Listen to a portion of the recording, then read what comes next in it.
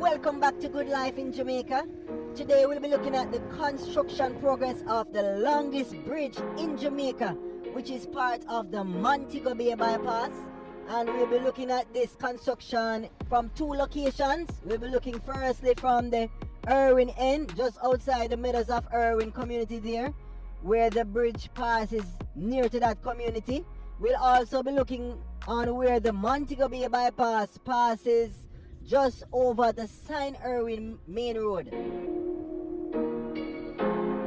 So again, a happy new year to all our viewers and subscribers. If this is your first time to the channel, remember to hit that thumbs up button just below our videos to like our videos.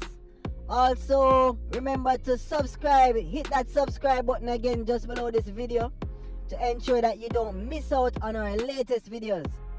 So again, the Montego Bay Bypass is part of the Montego Bay Perimeter Road Project, which is expected to be completed in March 2028. The bypass is 15.1 kilometers long and will provide an alternative route for motorists traveling in and around Montego Bay. The project will also include the construction of the Long Hill Bypass and the Barnett Street West Green Avenue Road rehabilitation. The project is being implemented by the National Road Operating and Construction Company, NROC.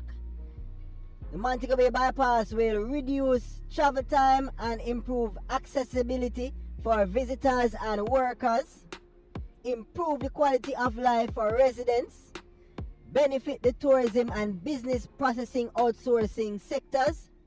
The Montego Bay Bypass will create a safe and reliable alternative route for motorists. Another advantage of this bypass is that it will reduce congestion within the city of Montego Bay. It will open up new lands for structured developments and provide a greater link for the toll road network. The project is expected to cut traffic by 5,000 cars daily.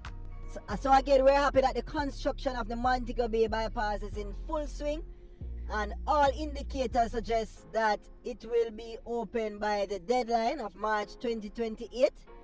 So while we're looking on the images of the construction of the bridge, the longest bridge in Montego Bay, which is part of the Montego Bay Bypass, let's listen to this bit of audio giving you more information on the construction of the Montego Bay Bypass.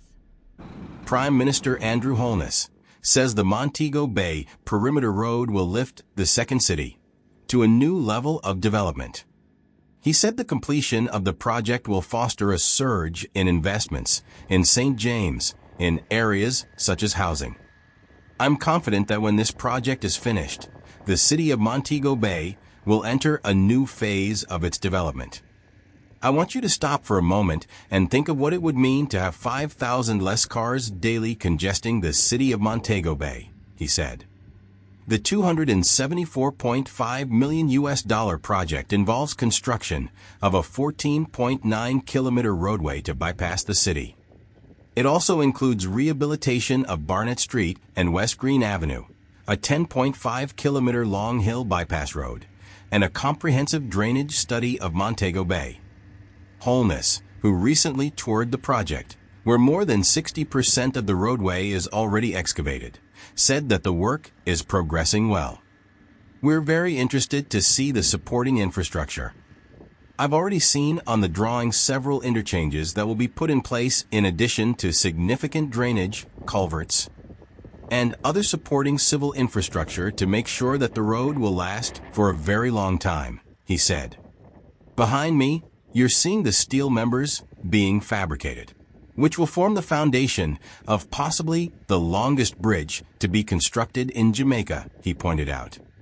The Prime Minister said that one notable aspect of the project is the meticulous organization of the local labor force. He noted that significant efforts have been invested in fostering harmonious labor relations and providing comprehensive training for the Jamaicans working on the project. The Montego Bay Perimeter Road is a collaboration between the Ministry of Economic Growth and Job Creation and China Harbor Engineering Company. To view previous updates on the construction of this bridge, please check the description or check out our other videos on the channel. Also subscribe so you don't miss out on the video on the list of roads in Western Jamaica to be rehabilitated under the SPARK program.